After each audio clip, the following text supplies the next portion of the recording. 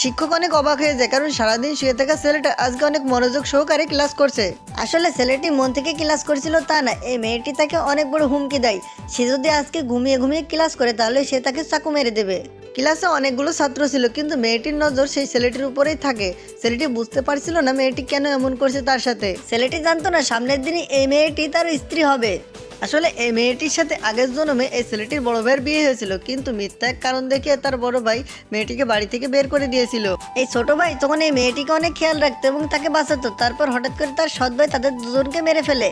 কিন্তু মেয়েটি যখন চোখ খুলেছে তখন বুঝতে পারে তাকে পুনর্জন্ম করা হয়েছে। মেয়েটি তখন প্রতিজ্ঞা করে ছেলেটিকে পড়ালেখা অনেক ভালো বানাবে এবং তার যা প্রাপ্য তাকে সে পাইয়ে দিবে। ছেলেটির ভাই তখন মেয়েটির সাথে একে কথা বলতে পারে। মেয়েটি তার চেহারা দেখে বুঝতে পারে আগের জন্মের কথা মনে পড়ে। তারপর ওই ছেলেটি তার সাথে অনেক কথা বলে এবং তাকে বলে তাদের জীবন থেকে সরে যেতে এবং তার ছোট ভাইয়ের লাইফ থেকে সরে যেতে। ঠিক তখনই মেয়েটি বলে, তুমি আমাকে গুন্ডাতে মারতে চেয়েছিলে এবং সেই ছেলেটি আমাকে রক্ষা করেছিল, কিন্তু তুমি গিয়ে নিজে ক্রেডিট নিয়েছিলে। এরপর মেয়েটি প্রধান শিক্ষকের রুমে যায় এবং রুমে গিয়ে বলে সে প্রতিযোগিতা থেকে নাম উঠাতে চাই। এটা শুনে প্রধান শিক্ষক অনেক রেগে যায়। তারপর মেয়েটি স্যারকে একটি শর্ত দেয়। সে বলে, আমি প্রতিযোগিতায় করতে পারি, যেন আমার পার্টনারকে চেঞ্জ করে দেওয়া হয়। মেয়েটি তখন সেই কমজোর ছেলেটিকেই পছন্দ করে। তারপর তার শিক্ষক বাবা অনেক রেগে যায়, কিন্তু মেয়েটি তার সিদ্ধান্তে অটল থাকে। সে বলে, এই ছেলেটিকে না নিলে আমি প্রতিযোগিতায় যাব না। তারপর স্কুল থেকে তার সিদ্ধান্ত মেনে নেওয়া হয়।